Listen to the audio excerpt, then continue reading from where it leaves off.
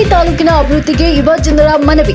September 16 ಮಂಗಳವಾರ ಸಂಜೆ 4:30ಕ್ಕೆ ಕಂಪ್ಲಿ ತಾಲೂಕಿನ ಅಭಿವೃದ್ಧಿಗೆ ಸಂಬಂಧಿಸಿದಂತೆ ಕಂಪ್ಲಿ ಅಭಿವೃದ್ಧಿಗಾಗಿ ಯುವ ಜನರ ವೇದಿಕೆ ವತಿಯಿಂದ ಶಾಸಕ ಜೆಎನ್ ಗಣೇಶ್ ಅವರಿಗೆ ಮನವಿ ಸಲ್ಲಿಸಲಾಗಿದೆ.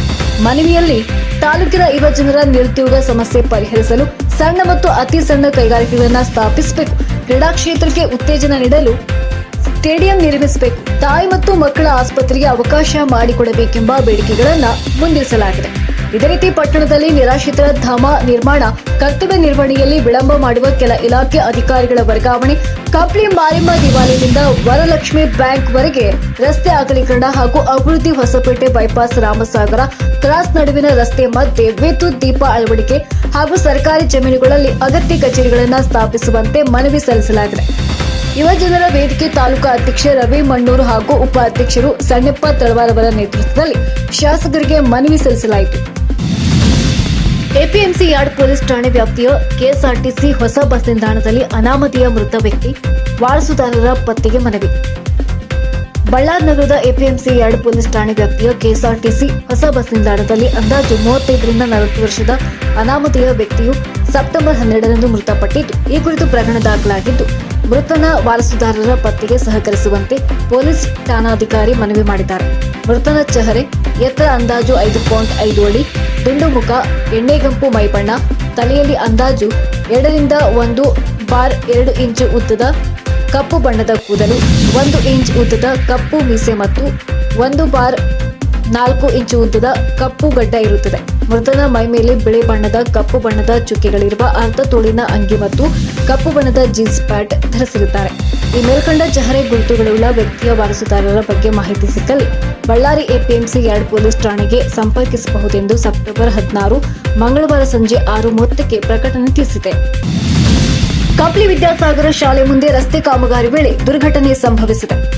ಸೆಪ್ಟೆಂಬರ್ 15 ಸೋಮವಾರ ಸಂಜೆ 6 ಗಂಟೆಗೆ ರಸ್ತೆ ಕಾಂಕ್ರೀಟ್ ಹಾಕುವ ವೇಳೆ ಕಾಂಕ್ರೀಟ್ ಟ್ಯಾಂಕರ್ ಚಾಲಕನ ನಿಯಂತ್ರಣ ತಪ್ಪಿ ಕೆಲಸ ಮಾಡುತ್ತಿದ್ದ ಹಾಸನ ಮೂಲದ ರಾಜೇಗೌಡ ಎಂಬ ಯುವಕನ ಕಾಲಿನ ಮೇಲೆ ವಾಹನ ಹರಿದಿದೆ. ಇದರಿಂದ ಯುವಕನ ಕಾಲು ಮುರಿದು ಗಂಭೀರವಾಗಿ ಗಾಯವಾಗಿದೆ. ಇನ್ನು ಗಾಯಗೊಂಡಂತ ಯುವಕನನ್ನ ತಕ್ಷಣವೇ ಆಂಬ್ಯುಲೆನ್ಸ್ ಮೂಲಕ ಸ್ಥಳೀಯ ಸರ್ಕಾರಿ ಆಸ್ಪತ್ರೆಗೆ ಸಾಗಿಸಲಾಗಿದ್ದು, ಹೆಚ್ಚಿನ ಚಿಕಿತ್ಸೆಗೆ ಬಳ್ಳಾರಿಗೆ ಕರೆದೊಯ್ಯಲಾಗಿದೆ.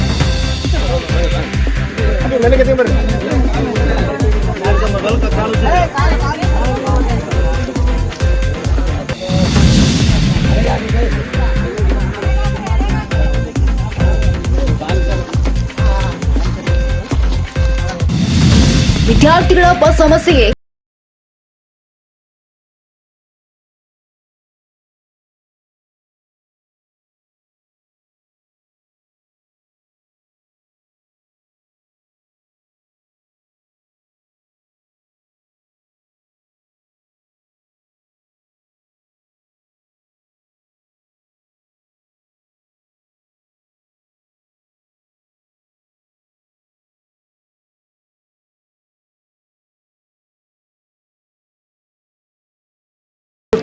ಕಲ್ಗುಟೆಪ್ಪ, ಕಾಂಗ್ರೆಸ್ ಮುಖಂಡರಾದ ಬಂಗೆ ಮಲ್ಲಯ್ಯ, ವಿ ಮೌನೇಶ್ ಸೇರಿದಂತೆ ಅನೇಕರು ಹಾಗೂ ವಿದ್ಯಾರ್ಥಿಗಳು ಉಪಸ್ಥಿತರಿದ್ದರು.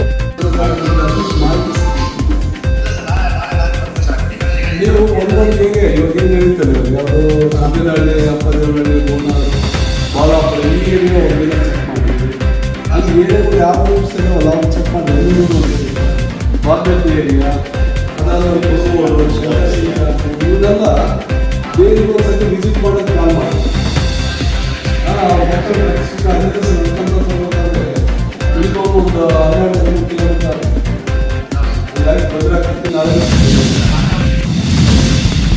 ಸೆಪ್ಟೆಂಬರ್ 16 ಮಂಗಳವಾರ ಬೆಳಗ್ಗೆ 10:30ಕ್ಕೆ ಬಳ್ಳಾರಿ ಗ್ರಾಮೀಣ ಪೊಲೀಸ್ ಠಾಣಾ ವ್ಯಾಪ್ತಿಯ ಮಿಂಚೇರಿ ಗ್ರಾಮದ ಸರ್ಕಾರಿ ಹಿರಿಯ ಪ್ರಾಥಮಿಕ ಶಾಲೆಯಲ್ಲಿ ಓಪನ್ ಹೌಸ್ ಕಾರ್ಯಕ್ರಮವನ್ನು ಆಯೋಜಿಸಲಾಯಿತು.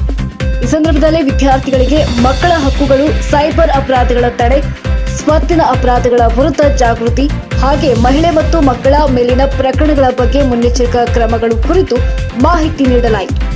ಪೊಲೀಸರು ಮಕ್ಕಳೊಂದಿಗೆ ನೇರವಾಗಿ ಸಂವಾದ ನಡೆಸಿ ಅವರ ಪ್ರಶ್ನೆಗಳಿಗೆ ಉತ್ತರಿಸಿದರು. ವಿದ್ಯಾರ್ಥಿಗಳಲ್ಲಿ ಕಾನೂನು ಅರಿವು ಮೂಡಿಸುವ ಮೂಲಕ ಉತ್ತಮ ಭವಿಷ್ಯಕ್ಕಾಗಿ ಪೊಲೀಸ್ ಇಲಾಖೆ ಕಾರ್ಯನಿರ್ವಹಿಸುತ್ತಿದೆ ಎಂದು ಅಧಿಕಾರಿಗಳು ಹೇಳಿದರು. ಬಳ್ಳಾರಿಯಲ್ಲಿ ಹಿರಿಯ ನಾಗರಿಕರಿಗೆ ಕ್ರೀಡಾಕೂಟ ಮತ್ತು ಸಾಂಸ್ಕೃತಿಕ ಸ್ಪರ್ಧೆ. ಪ್ರತಿಯೊಬ್ಬರು ಹಿರಿಯ ನಾಗರಿಕರನ್ನ ಗೌರವಿಸಬೇಕು. ಆದರೆ ಇತ್ತೀಚಿನ ದಿನಗಳಲ್ಲಿ ಅವರನ್ನ ತಿರಸ್ಕಾರ ಮಾಡುತ್ತಿರುವುದು ಸರಿಯಲ್ಲ ಎಂದು ಹಿರಿಯ ಸಿವಿಲ್ ನ್ಯಾಯಾಧೀಶರು ಹಾಗೂ ಜಿಲ್ಲಾ ಕಾನೂನು ಸೇವೆಗಳ ಪ್ರಾಧಿಕಾರದ ಸದಸ್ಯ ಕಾರ್ಯದರ್ಶಿಯಾದ ರಾಜೇಶ್ ಎನ್ ಹೊಸಮನೆ ಅಸಮಾಧಾನ ವ್ಯಕ್ತಪಡಿಸಿದರು. ಜಿಲ್ಲಾಡಳಿತ, ಜಿಲ್ಲಾ ಪಂಚಾಯತ್, ಜಿಲ್ಲಾ ಕಾನೂನು ಸೇವೆಗಳ ಪ್ರಾಧಿಕಾರ, ಮಹಿಳಾ ಮತ್ತು ಮಕ್ಕಳ ಅಭಿವೃದ್ಧಿ ಇಲಾಖೆ, ವಿಕಲಚೇತನರ ಹಾಗೂ ಹಿರಿಯ ನಾಗರಿಕರ ಸಬಲೀಕರಣ ಇಲಾಖೆ, ಯುವಜನ ಸೇವಾ ಕ್ರೀಡಾ ಇಲಾಖೆ ಹಾಗೂ ಹಿರಿಯ ನಾಗರಿಕರಿಗಾಗಿ ಶ್ರಮಿಸುತ್ತಿರುವ ಸ್ವಯಂ ಸೇವಾ ಸಂಸ್ಥೆಗಳ ಸಂಯುಕ್ತಾಶ್ರಯದಲ್ಲಿ ನಗರದ ಕಂಟೋನ್ಮೆಂಟ್ನ ಬಳ್ಳಾರಿ ವೈದ್ಯಕೀಯ ವಿಜ್ಞಾನ ಸಂಸ್ಥೆ ಕ್ರೀಡಾಂಗಣ ಮೈದಾನದಲ್ಲಿ ಸೆಪ್ಟೆಂಬರ್ 16 ಮಂಗಳವಾರ ಮಧ್ಯಾಹ್ನ 12 ಗಂಟೆಗೆ ಆಯೋಜಿಸಿದ್ದ ವಿಶ್ವ ಹಿರಿಯ ನಾಗರಿಕರ ದಿನಾಚರಣೆ 2025ರ ಅಂಗವಾಗಿ ಹಿರಿಯ ನಾಗರಿಕರಿಗಾಗಿ ಕ್ರೀಡಾ ಹಾಗೂ ಸಾಂಸ್ಕೃತಿಕ ಸ್ಪರ್ಧೆಗಳ ಕಾರ್ಯಕ್ರಮ ಉದ್ಘಾಟಿಸಿ ಮಾತನಾಡಿದರು.